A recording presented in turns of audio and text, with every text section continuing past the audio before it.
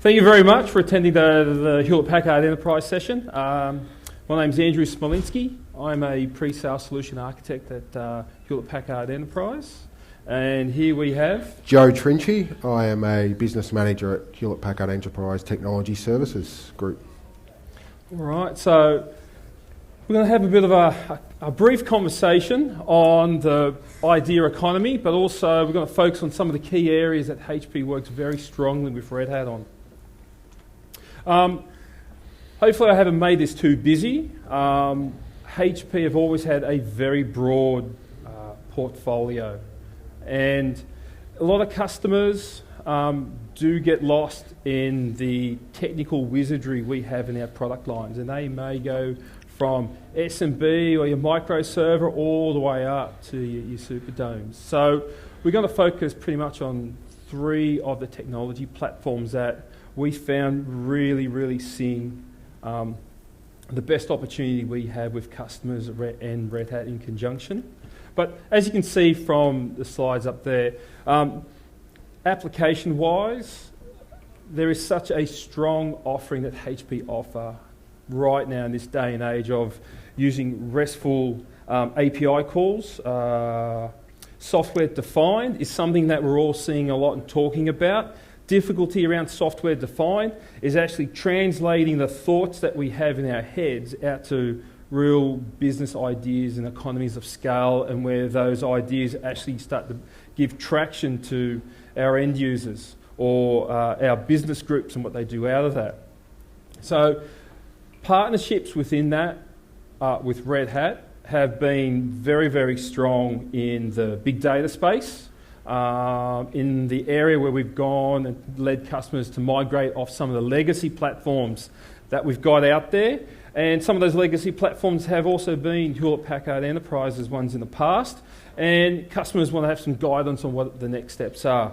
But also, we'll briefly touch on the new platform that Hewlett-Packard Enterprise will be releasing in mid-December, the Synergy platform. And all of these three platforms have an area that we all repeat the same mantra, is the openness, if that's a true word, which I think it is, the open availability of the application or the management tools or the single line of code, as we've been talking about it at HPE, for customers to orchestrate.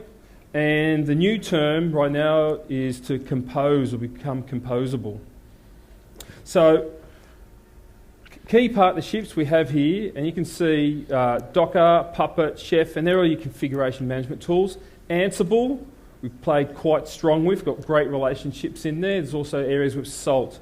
But these tools they're not alone. You cannot make a solution by just having one component. It's a whole solution put together. So you've had the Red Hat guys talk about their offerings. Part of that offering is hardware platforms that cohabitate in that area. They respond to RESTful APIs. They become easier to manage. The worst thing any hardware vendor wants to do is present some new technology out there that's hard to manage, right? It may be great on price, but it's going to be hard to manage, and that's not really the end solution that we want. Anyway, we'll move forward and we'll talk a little bit more about some of the other technologies we've got on here. So I touched on big data. Traditionally, customers have looked at rack-style platforms like your DL380 that we've had traditionally. Other areas that have emerged, and this has also become around the demand around the business and operational costs, is really about how much data or storage can I put in per U. And it's always been a big contributor to a lot of customers to say, how do I break these calculations down? But offerings we have around there were your traditional DL380. Other areas we many times suggest to customers, because that's the way the solution's being dictated out, what the outcome is. So if I want deep storage, I might suggest the Apollo 4510. I can have up to 68 10 terabyte drives in there now if I want to have a lot of local data storage. Or I could go the 4530, same footprint, except being one server in there, I've now got 3 servers in there, and 15 drives allocated to each one. So even those 15 drives, 10 terabyte, that's a lot of storage to have on board in there. And we can start to fill up those racks. And we're not talking about very expensive units here. We're talking about commoditized hardware. And a lot of the time in big data, it was founded on using commoditized platforms. The funniest thing is, it starts off being a commoditized conversation. It then ends up being, this underpins all my data analytics. I have so many other systems feeding into this that maybe we should put 2 power supplies in it and not 1. It's because we're trying to save some costs. So it's very interesting where a solution that starts up being, I want to do it cheap and develop it out, ends up underpinning a lot of the data analytics that an organisation starts out with wanting to have, but then demands because we're starting to build some real interesting information. So platforms that are different is probably where we best come into the market, where we talk to the customers about what is the solution we're trying to achieve, what's the outcome, and we will work with that. And then most of the time, I'll come up with multiple different suggestions. Not too many, because that'll just confuse a lot of people. But what we do, we'll do the pros and the cons out of it. And at the end of the day, we'll settle down on either 1 or 2, and then it'll be a numbers game at the end of the day. And that's generally what happens with any of the solution vendors here. But for HPE having a wide selection of platforms, we're able to tailor certain needs that customers may have. I may want more CPU than storage, or storage and being local storage and cheap storage is what I need for my solution. Or do I need more memory for in-memory operation? So you don't necessarily need to know all of our platform ranges. That's pretty much my job, to see what my platforms fit to what your outcomes are. So moving into bigger platforms, so the Superdome X, this is an area everyone kind of sways around saying, right, what's this behemoth doing here? This is out of my price range. Superdome X is a very interesting platform, and I talked about where customers want to migrate off some of the legacy environments they have. I've got some customers that are on some old mainframes, Alpha boxes, even some Unix boxes, AIX, and the conversation ends up being around what's the next best fit for this mission critical application we've had. And the conversations vary greatly, but it always comes down, other than being money, is what happens if this application goes down. So there's always an understanding of what outcome are we trying to achieve and what also are we trying to avoid. And most of the time, a lot of the larger big boys in the street there would really like to remain out of the newspapers. So it's always been a bit of a ballet between cost and outcome and resilienceness. Is that a word? Maybe I'll just add one of that to my list. So key things that we find from a lot of customers are what we find that customers want to do. We'll talk about the platform, and they think this is quite a large investment. But where things really start to come in is that this is not just one box for one application. There are some smarts that we've had from our older generation of equipment that we brought into the Superdome X. And we start to work in areas where I can have my single large workloads, where I want to optimise, and a lot of that thought process goes around, well, I've had all these disparate equipment solutions created. And it's good to have, and it's bad to have that. You know what I mean? From a point of resilience, I don't have to have, if I have a problem here, all my eggs go down, and they're all lost. What we try and find from customers, that medium point on understanding that, is the outcome about consolidation. And that consolidation comes into many factors. We have pricing is one, management is one, licensing costs and all that come into that. And we start to have better control when we consolidate. Other areas are, I can start to carve it up. So instead of me having one dedicated application in there, as you can see, I'm able to carve that up into multiple operating systems and applications. So we tend to bring out this level of scalability that we haven't been able to have traditionally in our x86 boxes out there. And it's up to us to help articulate and talk to customers about what we're able to achieve by doing that. And once again, it falls down being a consolidation process, whether it's cost, whether it's bringing things closer together so I can manage it easier. They're all put into the blender of technology, and we work that out together with customers. So some of these big appliance, let's say platforms, aren't necessarily designed to have one application on it, though you can have it. They are designed for you to get the most utilisation out of it. And that's what we try and emphasise to a lot of customers are. You haven't paid chump change for one of these. We want you to milk it for everything, and they're designed for that. So carving it up and using those resources that's available goes a long way into see the utilisation of it. Other areas when we work with SAP HANA is the way we carve up and we can scale up. So not necessarily is it I can start from a small box and then I might outgrow it when I hit maybe the 6 terabyte mark. You can start small and grow out. Where we do the consultative approach is we want to know what are your needs right now, but where do you want to go further? And the biggest problem we have with customers, they don't necessarily understand where they want to take the platform. But in doing so, I can then start to scope out what should be in place. So whether I should be going for a Convert System 900 or should I go for a Convert System 500? And where does it top out? Where are the best cost savings? Where is the best point for me to consolidate? So that investment is not just sitting there in a corner and now I have to buy another one and scale out where I could have just scaled up if I had that conversation around it. So we can go from half a terabyte all the way up to 16 terabyte. So same box, same platform, but as we scale up, it grows. So I'm not necessarily throwing any of that memory or changing CPUs. I'm scaling it up. And that's where smart IT starts to play a role in here. It's a good investment made forward, and we capitalise towards that. So different ways of looking at it. That's why we like to talk to you. So new platform that we've got being released in mid-December is the Synergy platform. So fundamentally, if you haven't seen it, heard about it, same footprint as our C7000 that we've had since 2006. So in IT speak, having the same platform since 2006 is like Rip Van Winkle. That is a very long time to have the same platform out there with a few little interconnect module and server changes, but longevity is there.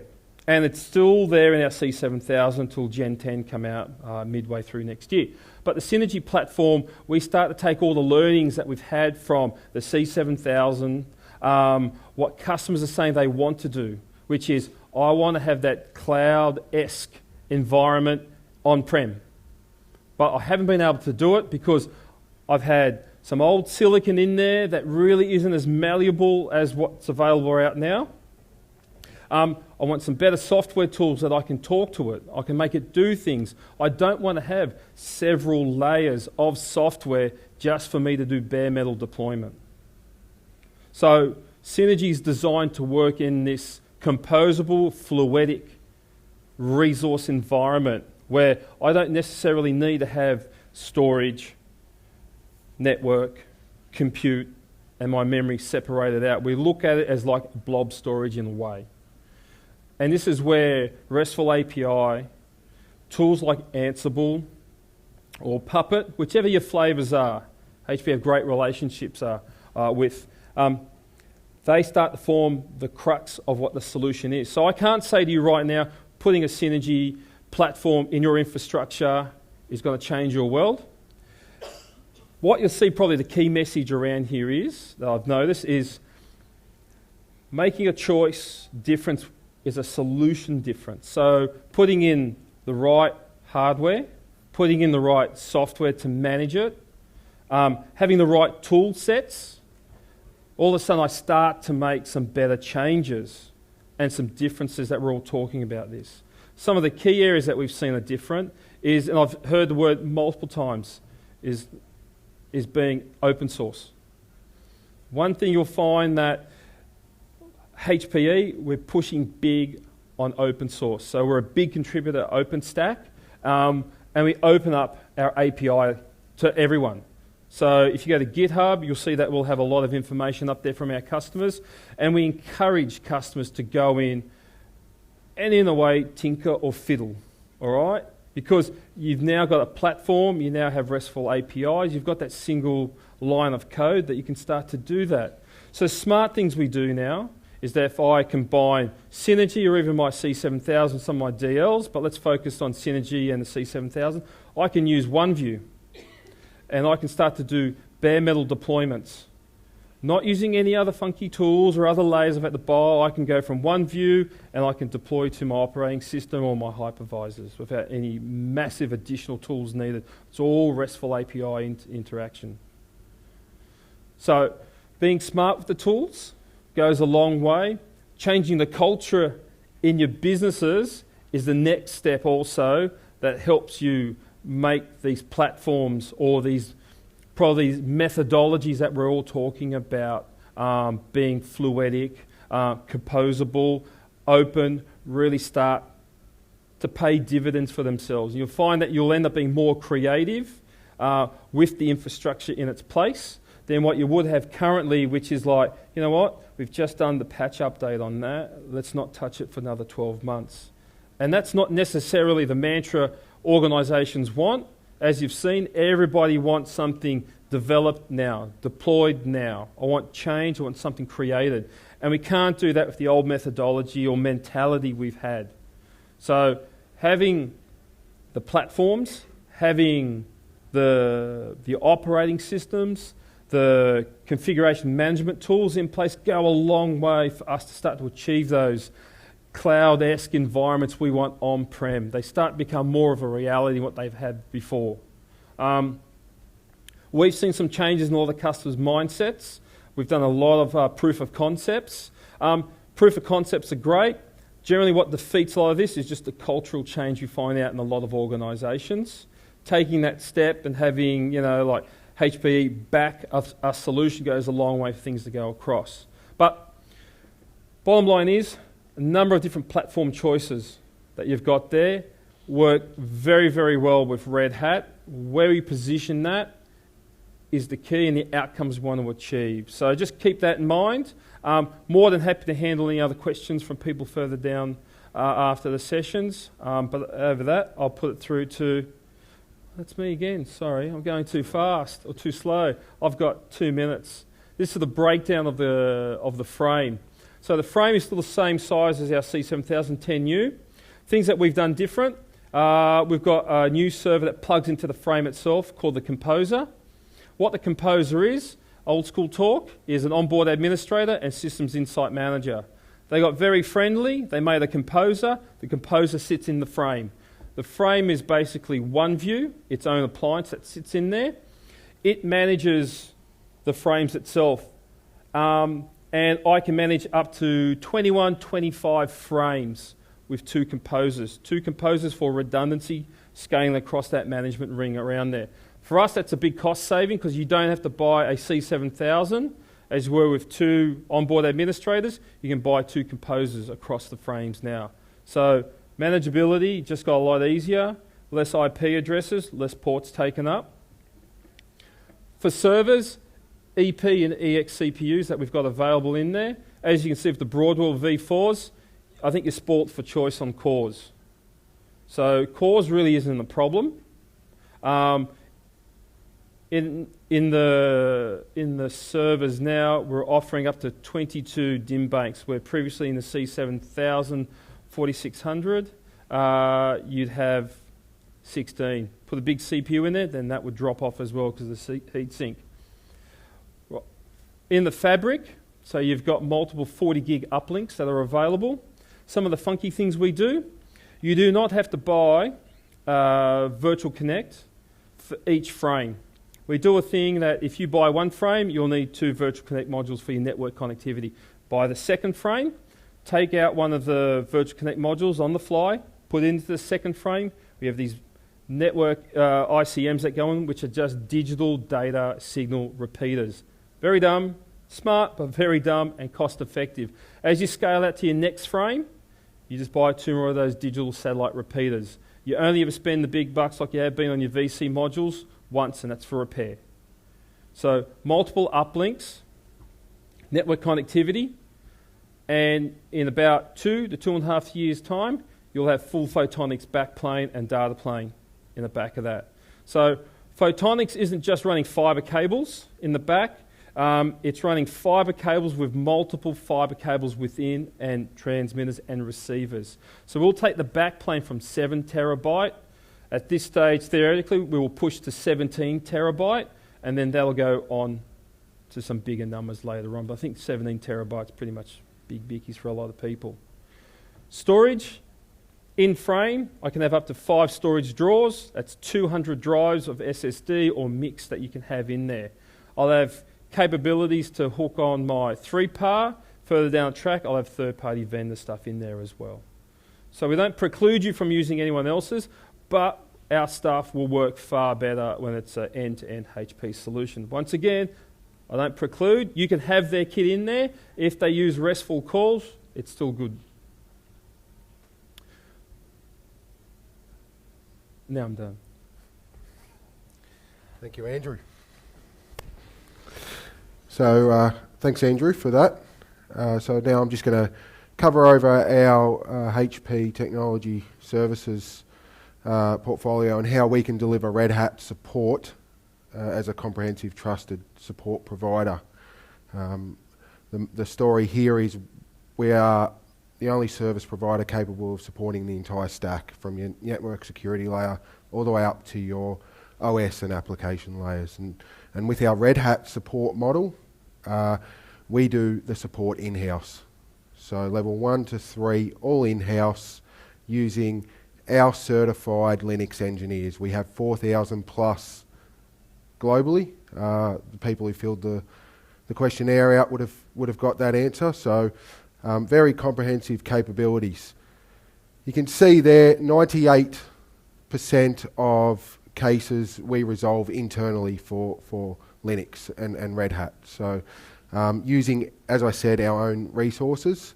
The other 2%, we have a great partnership with our friends at Red Hat that they can write us some code or some software bugs if required.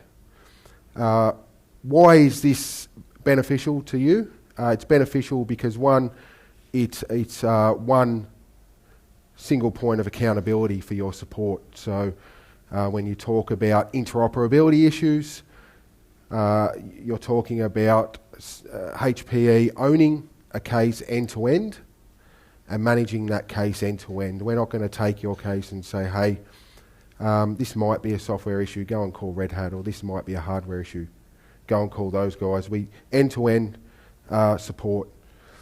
As I've said, supporting the stack, but not just HPE stack, a multi-vendor stack, right? So we can support your entire infrastructure.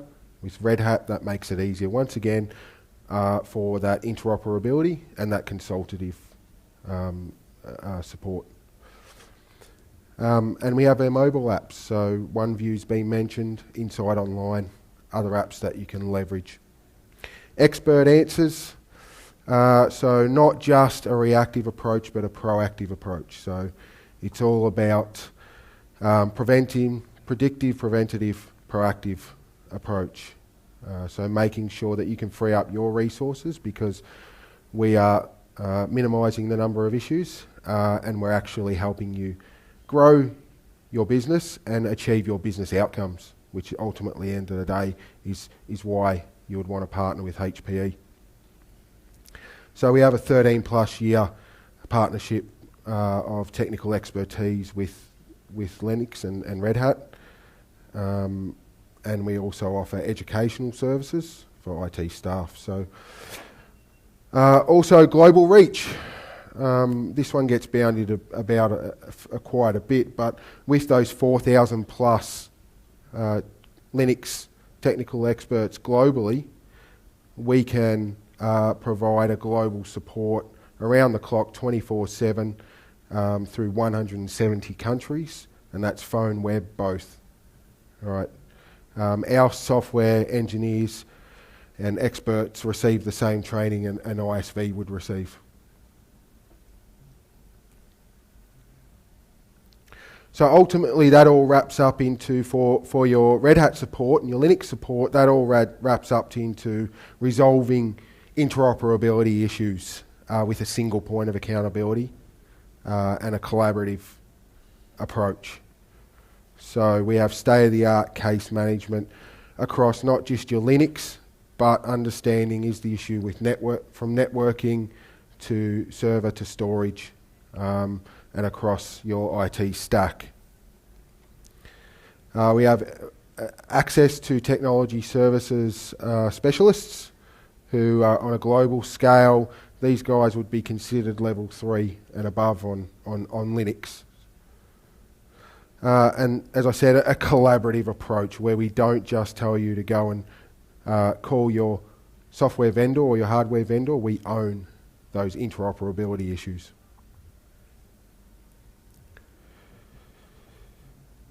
So that's our base support around our multi-vendor and our being able to support your interoperability. Then you look at our flagship support, which is our Datacenter Care for Linux. Right, this is a flexible service. It's designed for you to tailor for your needs, right? So you can meet your business outcomes.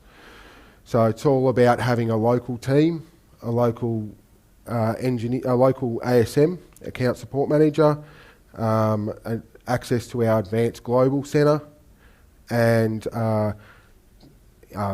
proactive device support and infrastructure support.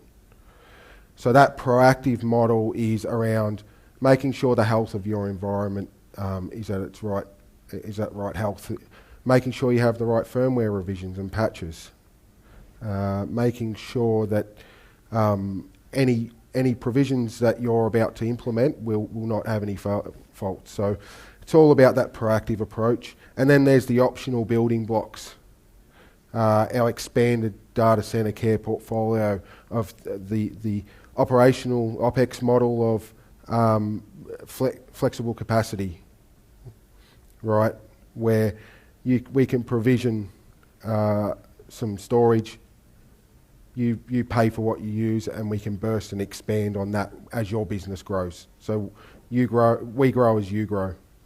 And then you wrap all that up into our enhanced call handling, right? So that's all about managing the call end to end, having an escalation manager when a major issue occurs. You get an escalation manager who will keep you informed step by step on the progress.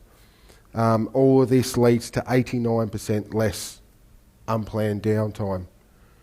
So what does that mean, 89% less unplanned downtime? I saw an IDC study that said SMB business on average can lose up to $700,000 a year on downtime. So predictive and preventative on that is very important. So overall, data center care for Linux is about us ensuring that there is that proactive engagement around your interoperability of Red Hat OS support and your hardware.